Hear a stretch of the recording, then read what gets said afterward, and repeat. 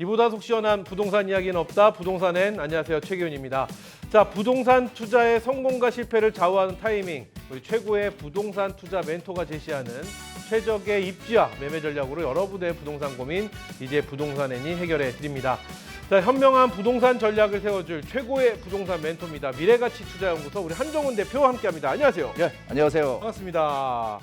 한정훈 대표를 만났으니 이번 한 주도 무사히 넘어갔구나 이런 생각을 하면서 가을입니다. 햇살은 따가운데 그늘에 감은 솔솔 바람이 불어오는 날씨가 완전히 변했죠. 네, 그런 계절이 왔네요. 여름만 계속 갈 것 같으니 이 부동산 시장도 이렇게 변하겠죠. 그렇죠. 네. 변화의 조짐이 지금 슬슬 보이고 있습니다. 그래요. 좋습니다. 그러면 오늘도 우리 한정훈 대표와 함께 이야기 나눠볼 이슈엔 오늘의 주제 바로 만나보겠습니다. 공개합니다. 자, 오늘의 주제입니다. 정부 첫 주택 공급 카드, 부동산 시장 냉랭한 이유. 자, 이재명 정부의 주택 공급 대책이 드디어 나왔습니다. 97 주택 공급 대책은 2025년도부터 2030년 5년 동안 수도권에 135만 호를 착공한다 이런 계획인데요. 공공주도로 수도권에 135만 호 착공을 한다. 일단 전반적으로 어떻게 보시는지부터 한번 여쭤볼게요. 근데 이게 이제 대책이 이번에 나왔잖아요. 네. 그래서 사실 많은 분들도 기대하시는 분들이 상당히 많았을 것 같아요. 그런데 저는 그렇게 크게 기대는 안 했거든요. 네.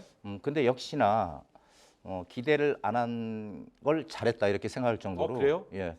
지금 뭐 2030년까지 135만 가구 공급, 어마어마한 규모죠. 135만, 그럼요. 연간 27만 호. 그러면 이게 어느 정도 규모냐면 분당 일산이 하나 또 더 생기는 거잖아요. 그렇죠. 맞습니다. 그래서 근데 이게 지금 연간 27만 호라는 게 이렇게 보면은 숫자도 상당히 많죠. 숫자도 많고 상당히 공급이 금세 될 것 같은데 이게 과연 제대로 효과를 낼 수 있느냐 여기에 대해서 많은 전문가들이 의문점을 가지고 있습니다. 그래요? 예, 왜냐하면은 이게 수도권 부동산 시장, 네. 수도권 부동산 시장의 주택 가격 안정을 가져오기 위한 공급은 한 25만 가구에서 한 30만 가구 정도가 매년 필요하거든요. 그런데 이게 과연 지금 대책을 세워서 언제 이게 공급이 될까요? 내년에 만약에 착공을 내년에 들어간다고 해도 요즘 한 4년 정도 그 지어질 때까지 준공 때까지 걸리거든요. 그러면은 그럼 말씀은 2030년까지 완성이 안 될 것이다 이런 말씀이신 거죠? 그렇죠. 그래서 상당히 좀 어렵다라고 생각해요. 그리고 이게 이제 LH가 주도하는 이제 그런 정책. 그러니까 제가 전에도 말씀드렸지만은 투트랙으로 간다라고 얘기를 드렸었잖아요. 그러니까 민간에서 공급하는 거, 그다음에 LH에서 정부 주도 하에 공급하는 거 이렇게 돼 있는데 지금 이제 이 LH가 완전히 시행사로 나서서 주도해서 지금 문제는 옛날에 LH 공사에서 그걸 갖다 민간 기업들한테 땅을 매각을 했잖아요. 그래가지고 뭐 땅 장사를 한다 이런 얘기도 상당히 많이 했었죠, 사실은. 근데 지금 이번에는 LH에서 그 매각을 못 하게끔 하고 LH에서 주도적으로 이 진행을 해라 지금 이렇게 돼 있어요. 근데 과연 이게 제대로 될지 모르겠습니다. 그래서 이게 한마디로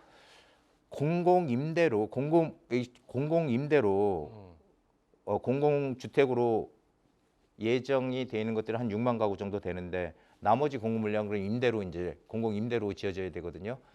그래서 상당히 이렇게 되면은 좀 한계가 있지 않을까. 왜냐하면은 이 수도권 부동산 시장에서 공공임대로 내 집 마련을 과연 할 수 있을까, 수요를 해결할 수 있을까, 이게 이제 상당히 좀 이견들이 갈리고요. 그리고 내년에부터 지금 서울의 공급 물량이 엄청나게 줄어들거든요. 그래서 내년, 후년, 그 후년까지 계속 지금 공급 물량 줄어듭니다.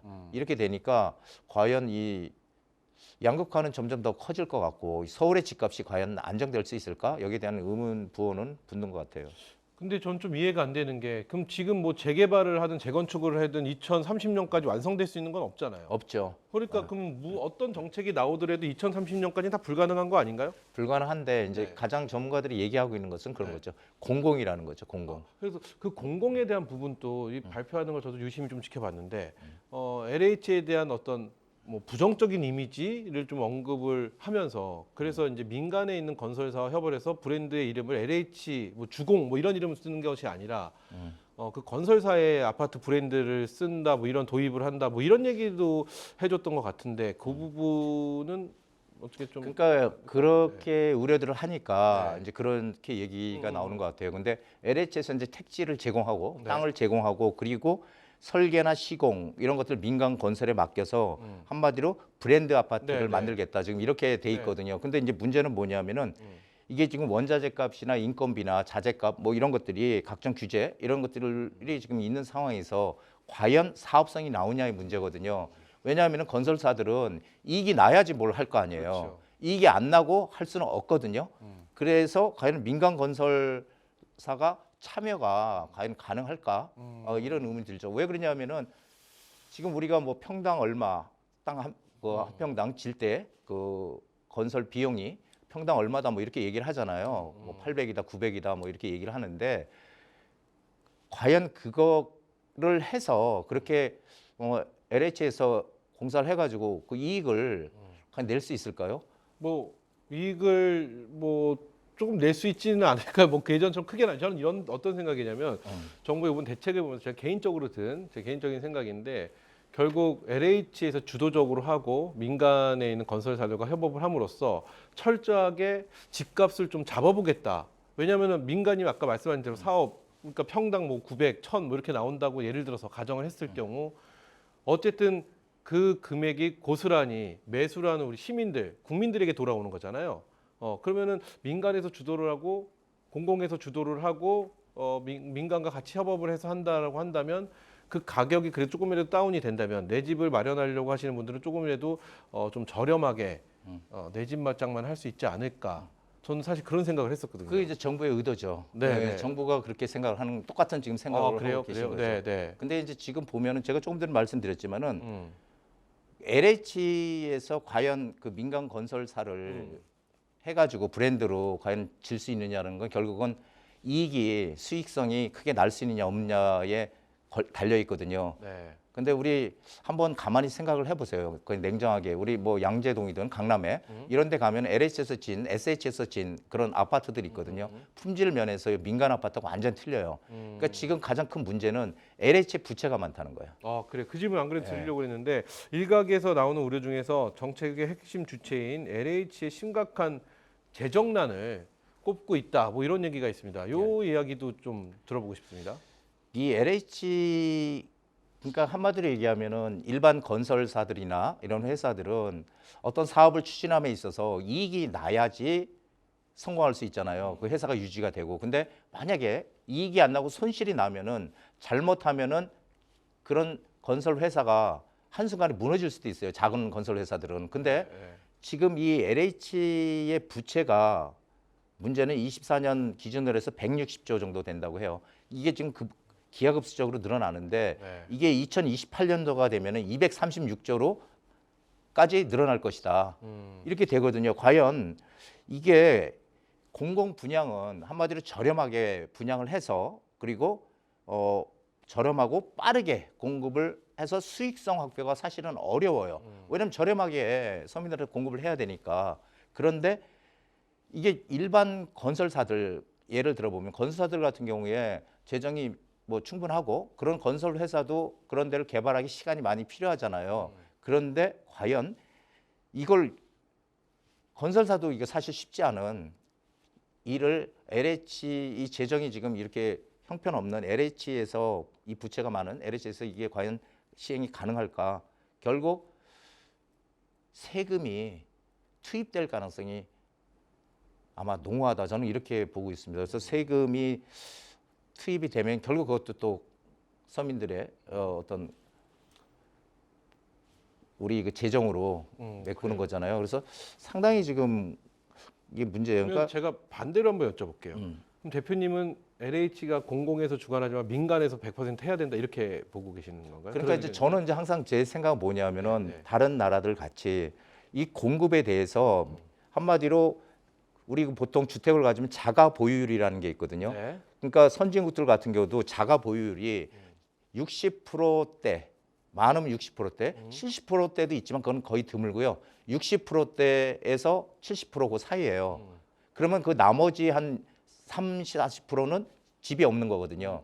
그러니까 그 집의 없는 그런 계층을 타겟으로 해서 임대 아파트를 지어주는 거거든요. 거기 들어가 살게끔 뭐 장기 임대든. 그리고 나머지 부분은 결국은 이 민간에서 그걸 양을 채워가야 된다는 거죠. 그 양을 채워가야지. 만약에 정부에서 공공으로 모든 걸 다 해결하려고 한다면 그 돈이 그 얼마나 많이 들어가겠어요. 그러니까 결론은 정부에서 너무 넘치게 집을 많이 짓는다 이런 말씀이신 건가요? 왜냐하면 자가 보유를 하고 계신 분이 아니신 분들의 숫자보다. 그러니까 이제 제가 말씀드리고 싶은 네. 거는 한마디로 내가 어떤 수단과 방법을 쓰더라도 집을 절대 구입을 못하는 분들.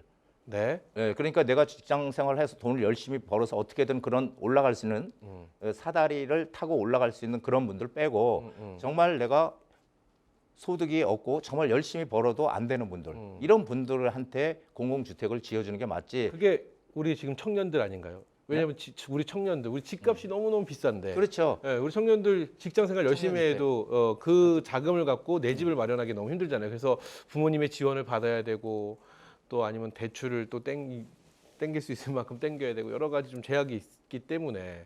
근데요, 네. 우리가 집을 살 때 대출을 안 받고 집 산 사람 아무도 없어요. 아, 그렇죠. 그렇죠. 항상 그러니까 집이 저는 없어서 대출 받는 그 게 말이 그 말이 상당히 모순이 있다고 생각하는 게 뭐냐면은 빚내서 집 사지 마라. 빚내서 집 사지 마라. 빚내서 집 안 산 사람이 있으면 한번 손 들어보러 가서. 그러면은 다 빚을 내서 사는 거예요, 집은. 그래서 그런 말조차 너무 과장되게 지금 얘기를 한다는 거죠. 그러니까 정부는 한마디로 저렴하고 빠르게 주택을 공급하겠다는 건데 네. 수요자가 원하는 거는 품질 좋은 민간 브랜드 아파트예요. 그렇다. 그렇죠. 왜 그렇죠. 하지만 실제는 공공분양, 공공임대가 주축이 되다 보니까 과연 이런 것들이 제대로 진행이 잘 될 수 있느냐. 그래서 전문가들이 어떤 그 비판적인 얘기들을 많이 지금 하고 있는 거다. 저는 그렇게 생각하고 있습니다. 그래요. 그리고 또 이렇게 이야기를 좀 들여다 보니까 LH가 집중적으로 공급하는 것은 서울 밖 수도권이다라는 이야기가 있습니다. 근데 또 수요자들이 원하는 이 서울 도심, 이 서울 안에는 그럼 어떤 식으로 이 공급이 되는지도 궁금합니다. 이게 지금 뭐냐면은 한마디로 얘기해서 서울에는 이게 빈 땅이 없잖아요. 그렇죠. 택지 개발을 할 수 있는 땅이 없으니까 대부분 LH에서 주관하는 거는 다 이제 그 외곽이죠. 수도권. 인천 뭐 이런 이제 경기 인천 이런 쪽인데 이 서울에는 한마디로 이제 빈 땅, 노임대주택을 재건축하거나 아니면 빈 땅들, 노는 땅들 그런 걸 찾아서 이제 공급하겠다는 거예요. 이게 현실성이 좀 있는 거죠. 이거는 현실성이 있는 계획인데 문제는 당장 사업지가 명시되어 있는 확보되어 있는 그런 데들이 서울에 한 4천 가구밖에 안 된다는 거예요. 지금 현재.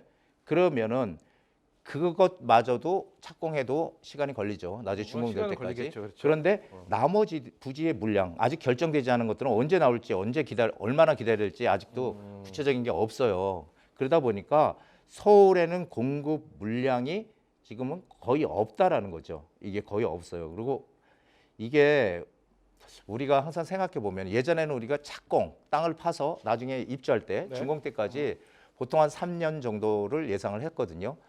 3년에서 길면 3년 6개월. 근데 지금은 52시간 근무제 그렇죠. 네. 그리고 이제 그 노동에 대한 안전관리 비용 이런 것까지 또 뭐 더우면 또 쉬어야 되잖아요. 너무 뜨거우면 당연하죠. 쉬는 거. 근데 그런 것들이 있다 보니까 오히려 기간이 더 늘어져. 그래서 지금 최소한 4년 이상을 봐야 된다. 착공에서 준공까지. 그러니까 점점 길어지는 거예요. 이렇게 되니까 사실 내년, 후년 또 그 후년 이렇게 계속 공급이 부족한 그런 상황을 어떻게 타개할 수 있는 방법은 없다. 근데 이 부분은 사실은 좀 우리가 고민을 좀 해볼 필요가 있는 게 그 민간에서 해도 그 정도 시일은 걸릴 것이고 이전 정부에서부터 계속 이전 정부에서부터 계속해서 좀 장기적인 플랜을 갖고 정책이 수행이 됐었으면은 좋겠죠. 지금 같은 어떤 말씀은 안 나왔을 텐데 어쨌든 이 정부에서 지금 좀 빠르게 135만 가구라고 이야기를 하면서 2030년까지다 하면 굉장히 빠른 속도인 건 맞는 것 같은데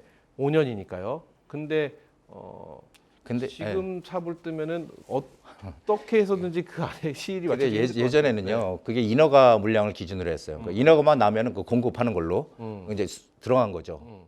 호수가. 근데 지금 이제 착공 기준으로 바뀌었어요. 네. 이 인허가보다 땅 파는 그 땅을 파게 되면은 그때부터 그 이제 공급되는 물량으로 이제 인정을 하는 거죠. 인허가에서 착공까지 좀 더 빨리 당겨서 실제로 눈으로 땅을 파는 게 보이는 건 맞는데 조금 전에 말씀드렸듯이 착공에서 준공까지 최소한 4년이거든요. 그러면은 자 올해가 25년인데 26, 27, 28, 29년까지는 사실은 새롭게 공급될 수 있는 건 없다라는 거죠. 그래서 제가 또 조사를 해봤더니 이런 이야기도 있어요.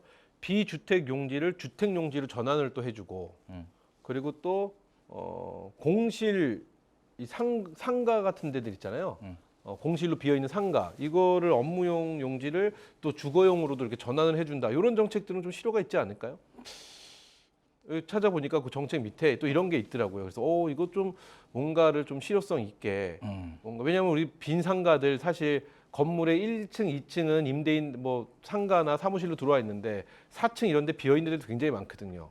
이런 것도 좀 이렇게 상가를 주거로 바꿔준다면 좀 효율이 있지 않나 이런 생각도 필요성은 해보는데. 있죠. 네. 근데 그거는 일부에 불과하다는 거죠. 그게 어떤 그 대세에는 영향을 미치지 못하는. 그러니까 정부에서는 지금 주택이 부족하다는 공급이 부족하다는 인식은 강하게 가지고 있지만 그래서 수단 방법을 안 가리고 어떻게든지 좌우지간 만들어내겠다고 하는데 그리고 저는 이번에 가장 크게 지금 우려를 하고 있는 게 뭐냐면 제가 항상 그때도 말씀드렸지만 LH에서 그 우리 뭐 청년주택이든 뭐 이런 주택들을 3기 신도시에다 짓잖아요. 그런데 3기 신도시에 짓게 되면은 좀 면적도 좀 넓히고 제가 항상 얘기했지만 양질의 주택 그래요. 이런 것들로 우리 왜 항상 저는 그런 생각하거든요. 내가 정말 돈이 없고 너무 힘들어요. 그러니까 직장 생활하면서 하루하루 한 달 생활하는 정도 그런 청년들이라고 해서 꼭 그 적은 열 몇 평짜리 들어가 살아야 됩니까? 네. 이게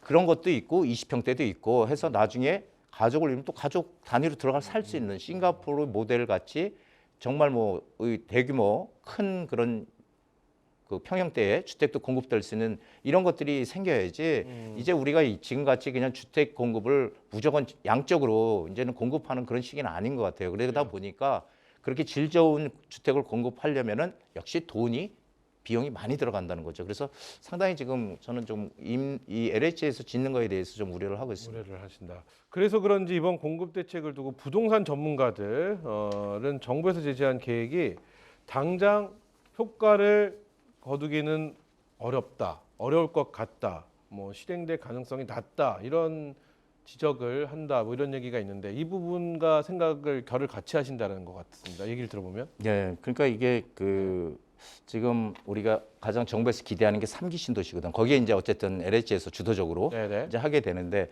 제가 지난번에도 한번 말씀드렸는 것 같은데 우리가 1기, 2기 신도시를 개발할 때는 택지개발 促진법이라는 법을 가지고 막 했어요. 네. 택지를 어떻게든 빠르게 촉진해서 개발을 하자.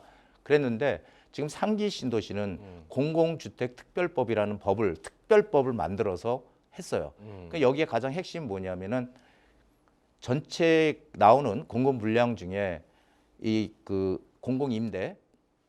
공공임대를 35% 이상 져라. 35% 이상. 그리고 공공 분양을 25% 이하로 져라.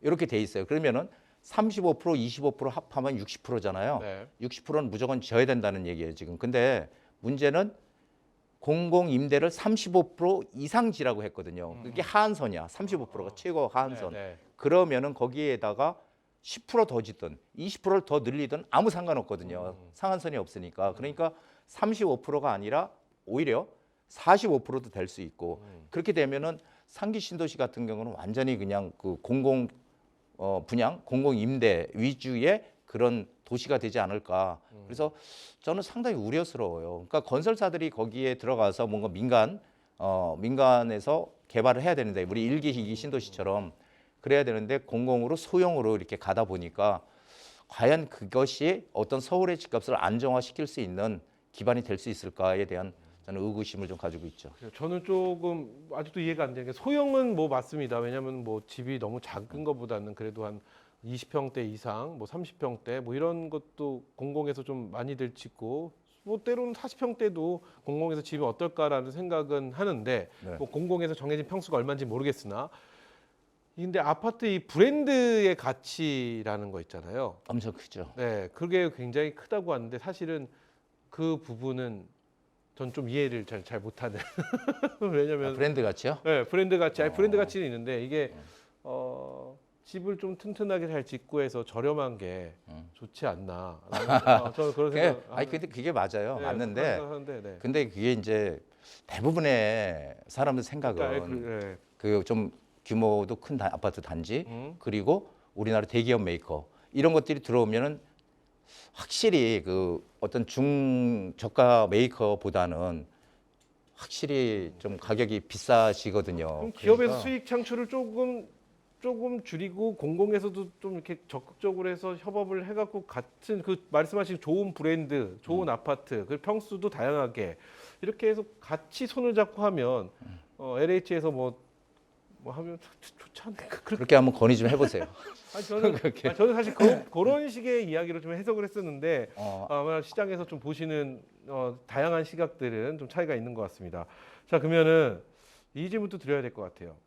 결국 공급난을 해소하는 데는 좀 한계가 있고 특히 서울의 경우 입주 대란이 불가피하다 이런 말씀으로 이제 해석이 되는데 또 하나 그런 서울의 대출 규제를 더해진다 뭐 이런 이야기도 나왔습니다. 근데 저는 이 대출 규제에 대해서 언론을 보니까 와, 이게 심각하다 이렇게 나오는데 강남 3구로 한 개를 딱 묶었더라고요. 그게 지금 현재 규제를 하고 있는 지역. 그렇죠. 그러니까 강남 3구와 용산구. 네. 이렇게 그래서 해가지고 여기서 요번에 대출 규제를 좀 더해진 규제는 딱 강남 3구에만 한한다. 이렇게 됐기 때문에 그 다른 이외 지역들은 상관없죠. 상관이 없는 거고 앞서 말씀하신 양극화의 극심화 이렇게 되면 그래도 좀 덜해지지 않을까. 지금 그래도 있는 분들은 그냥 뭐 매매를 하시겠지만 그 지금 LTV를 본래 50%거든요. 네네. 규제 지역에 50%인데 이걸 한도를 40%로 한 10%를 낮춰놨어요. 그래서 그리고 요번에 그 97 대책에서 네. 나온 거는 1주택자 전세 대출 한도도 2억 원으로 묶어놓고 그리고 다주택자는 대출이 1원 한 푼 안 나오게끔 네. 지금 이렇게 해놨습니다. 그리고 또 조금 이채로 온 게 본래 그 토지거래 허가 구역으로 지정을 할 때 네. 시도지사가 지정권자거든요. 네네. 시도지사. 그런데 이걸 지금 국토부 장관이 할 수 있게끔. 그래 이유는 이제 그런 상황을 빠르게 대처하겠다. 국토부에서 지금 이렇게 해서 그런데 국토부 장관도 이제 지정을 할 수 있잖아요. 그러면 우리는 여기서 이제 딱 생각을 해봐야 되는 게 네. 그렇다면 이제 앞으로 토지거래 허가 구역으로 조만간 묶이는 데가 나올 것이구나 이렇게 이제 생각을 해봐야 돼요. 토지거래 허가 구역으로. 네. 그래서 지금 안 묶여 있는 지역들 대부분 안 묶여 있잖아요. 거기 그 특정 지역만 네. 4개 구만 묶여 있고, 근데 그 중에서 뭐 한강벨트라고 하는 소위 이제 전문가들이 한강벨트라고 하는 그런 지역들이 묶일 가능성이 크다. 올 아마 제가 보기에는 한 연말 이때 안에 한번 묶이지 않을까.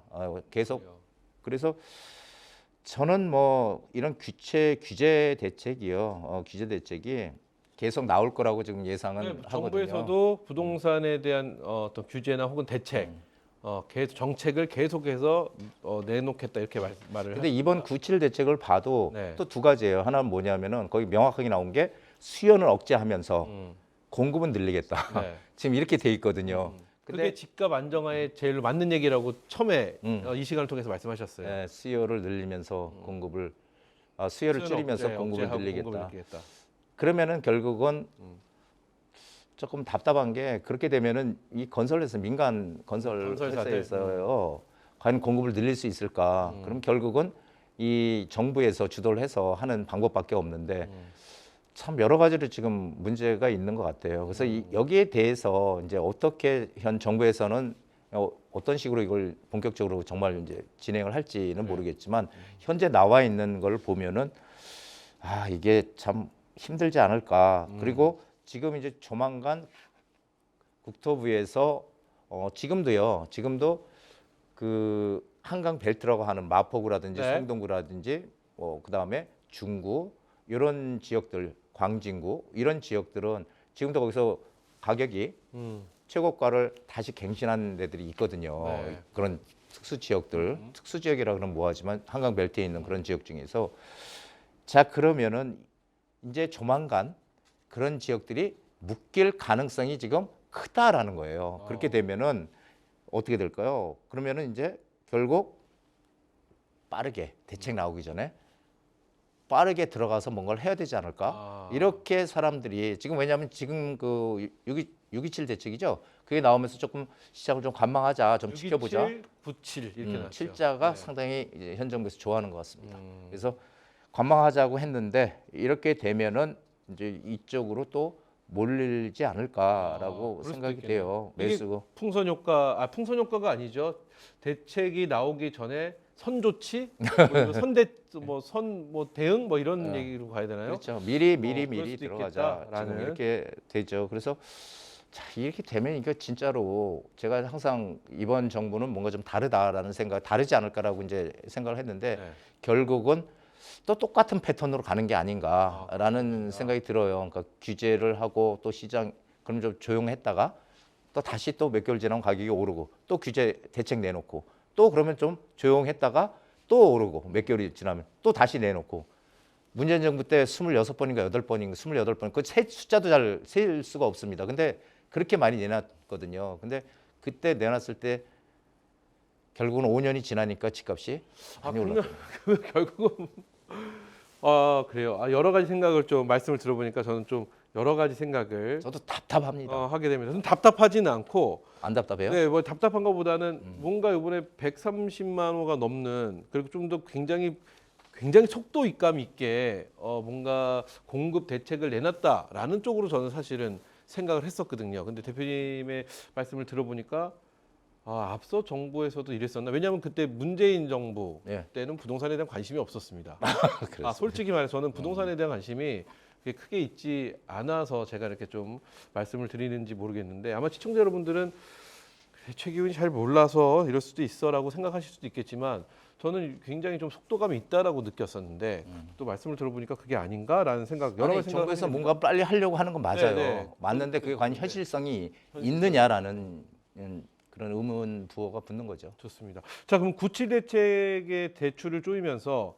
이 경기 인천 위주로 또 집을 짓는다면 앞서 뭐 양극화에 대한 이야기를 해주셨는데 이 양극화에 대한 의견 어떤 의견을 갖고 계신지도 한번 여쭤보고 싶어요. 결국은 지금 뭐 이번 97 대책 그런 거거든. 수요는 확 누르고 네. 공급은 늘리겠다. 늘린다. 그렇죠. 예, 이렇게 돼 있습니다. 그래서 이제 LH가 주도해서 135만 가구 이렇게 해서 근데 이거는 이제 한마디로 지금 말씀하셨듯이 이게 일반 시민들에 대한 어떤 그 실수요자들한테 내 집 마련의 불안감 이런 것들을 갖다가 좀 다독여주는 효과는 있지 않을까 생각이 돼요. 왜 그러냐면은 야, 집 이렇게 많이 지니까 지금 비싸게 사지 마. 네. 기다려. 집 많이 짓게. 이거잖아요. 그러니까 그러면은 조금 이제 불안감은 가질 수 있을지 모르지만 이렇게 되면은 양극화는 뭐 제가 양극화 얘기를 첫 방송 때부터 아마 했던 것 같은데 양극화 제가 올해를 초양극화의 원년이다 이런 얘기를 했었거든요. 그러니까 양극화는 여태까지 시간이 지나면서 이 뭐 서울 예를 들면 서울과 경기, 뭐 서울과 지방 이런 지역마다의 양극화는 커질 것이다라는 얘기를 했었거든요. 네. 근데 올해가 초양극화의 원년이 될 것이다. 그러니까 올해부터 점점 커질 것이다라는 얘기 했어요. 지금도 커지고 있지만 더 커질 것이다. 이렇게 지금 제가 얘기를 했는데요. 일단은 당분간 한 3, 4년 동안은 서울의 공급 물량은 없다라는 거거든요. 그렇게 되면은 서울의 집값은 오를 수밖에 없다라는 얘기예요. 결국은 항상 수요와 공급이잖아요. 수요와 공급 가격 결정하는데 수요가 많은 데는 공급을 많이 해줘야 되고 그리고 수요가 없는 데는 공급을 하지 말아야 되겠죠. 그게 가장 원칙 아닙니까? 기본 원칙. 그런데 이거는 누구나 다 아는 얘기인데 사실은 근데 지금 보세요. 대출을 왕창 쪼이니까 이 서울에 집을 살 수 없는 사람들 대출 받아서 살려고 했다가 서울에 집을 못 사는 사람은 어디로 가야 될까요? 그러면 경기도나 인천 쪽으로 가야 되겠죠. 서울 그쪽에. 주변, 예, 외곽. 서울 주변. 그러면은 결국은 직장은 서울인데 외곽에 나가 살라는 거랑 똑같잖아요. 그러니까 저는 좀 안타까운 게 그런 것 같아요. 서울에서 사는 사람들은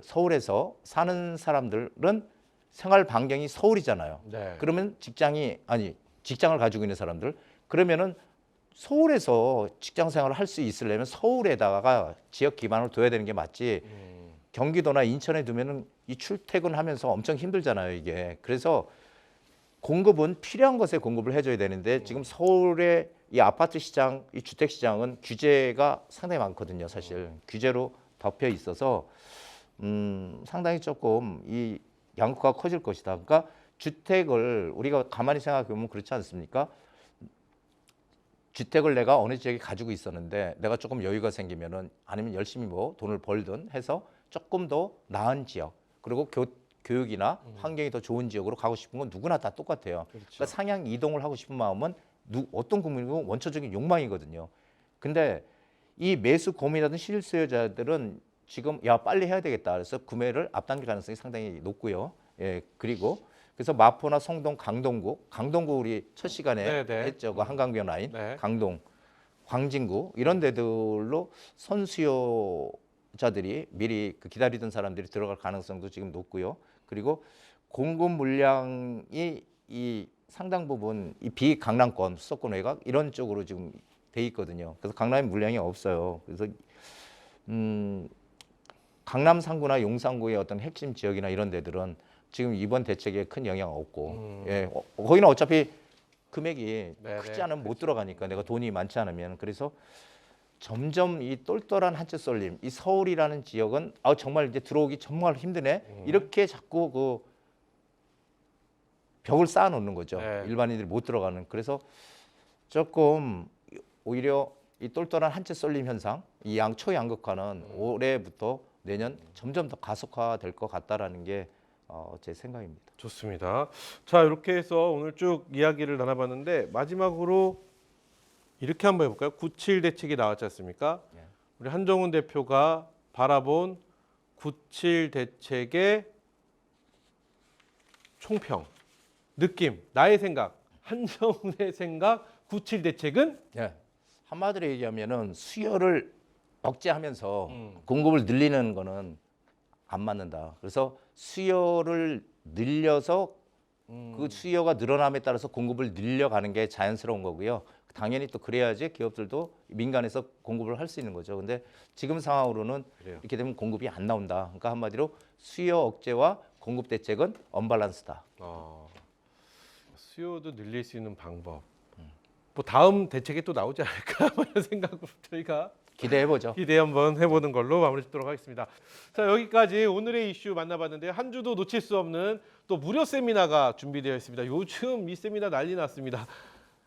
아니 누가 찾아오셨다고 들었어요. 예, 저기 시간이 좀 됐는데요. 네. 예전에 투자했던 여자분이에요. 그 네. 부부가 둘이 오셨어요. 강화에서.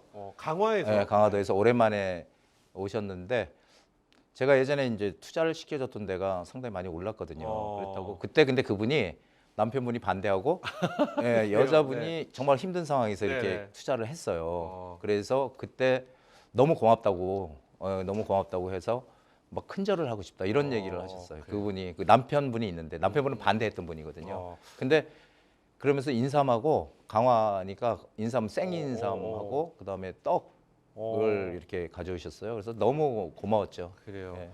저는 그런데 상당히 그런 거 보람을 보시면 어떠세요? 기분이 흐뭇하시나요? 너무 보람을 보람을 느끼죠. 느끼시죠? 예, 제가 그리고 진짜 그렇게 얘기를 하시니까 그래요. 너무 진짜 고맙더라고요. 왜냐하면은 그렇게 자기가 어려울 때 어쨌든 자기도 망설였는데 그래요. 본인도 망설였는데 내가 또 얘기를 해줬대요. 그래서 그랬더니 결정을 해서 지금 와서 결과가 좋으니 몸이 되게 안 좋았는데 지금 다 낫대요. 그러니까 너무 얼굴도 너무 좋으시고 그래서 되게 저는 좋습니다. 기분이 정말 좋았습니다. 강화 부부. 예. 제2의 강화 부부를 될 수 있는 기회가 또 열려 있습니다. 우리 한정훈 대표 9월 24일입니다. 수요일 오후 2시에 예. 또 강연회가 준비되어 있습니다. 이 강연회는 또 지금 97 대책도 나왔고 여러 가지로 지금 어떻게 해야 될까 하고 뭐 아까 좀 정리도 안 되시고 이러실 것 같은데 이 세미나에서 어떤 이야기 해주실지 궁금합니다. 제가 항상 말씀드리지만은 대책에 대한 얘기들은 제가 계속 해오고 있으니까 네, 네. 지금 최근의 흐름이 재건축 아파트나 이런 아파트 시장은 이제 너무 이제 그 못 들어가니까 네네. 금액이 너무 크니까 재개발 시장으로 눈을 돌려서 지금 재개발 시장에 투자하시는 분들이 상당히 많아요. 그런데 항상 문제는 뭐냐면은 재개발 지역도 가격이 이미 단계가 진행이 돼서 가격이 많이 오른 데는 이미 투자금이 많이 들어가잖아요. 네. 그러니까 우리가 항상 그렇죠. 원하는 건 최소한의 비용으로 최대 이익을 내는 그렇죠. 거거든요. 그러려면은 재개발 초기 지역을 찾아야 돼요. 초기 단계 지역. 그렇죠. 그 초기 단계 지역인데 그 중에서도 역세권에 있는 초기 단계 지역을 찾아야 되는 거예요. 그래서 그 지역을 어떻게 찾는지 그리고 그 지역에 대한 내용들 과연 거기에 어떤 지역이 우리가 투자 지역인지 그래요. 그런 것들 투자 금액에 맞춰서 투자할 수 있는 방법 이런 것들을 갖다 이번에 속 시원하게 좋습니다. 한번 오. 몽땅 다 보따리를 풀어보려고 합니다. 찾는 방법. 그리고 또 그런 지역도 알고 계시잖아요. 그렇죠. 알고 계신 지역도 공유해 주시나요? 당연히 공개하죠. 그래서 그러면은 이번에 상당히 좋은 기회니까요. 그래요. 아마 여러분들이 오시면 후회 없는 선택이 될 거라고 저는 생각을 해요. 그거 물고기 잡는 방법, 먹는 법 다 알려주신다. 그렇죠. 먹는 법까지 알려드립니다. 먹는 법까지 기대가 됩니다. 9월 24일 수요일 오후 2시입니다. 참여하실 수 있는 방법은요. 전화로 한번 문의를 주시면 될 것 같습니다. 서울 전화 02-556-6961 556-6961에서 3번까지니까요. 전화 주시면은 9월 24일 수요일 물고기 잡는 방법과 먹는 방법까지 우리 한정훈 대표가 싹 다 알려주신다고 합니다. 제2의 우리 어디야 강화 네. 제2의 강화 부부가 한번 돼보시면 어떨까 생각해 봅니다. 자, 최고의 부동산 전문가 한정훈 대표가 여러분의 투자 상황과 자금 계획에 맞는 최적의 솔루션을 제시해 드리니까요. 여러분의 많은 참여 다시 한번 부탁드리겠습니다.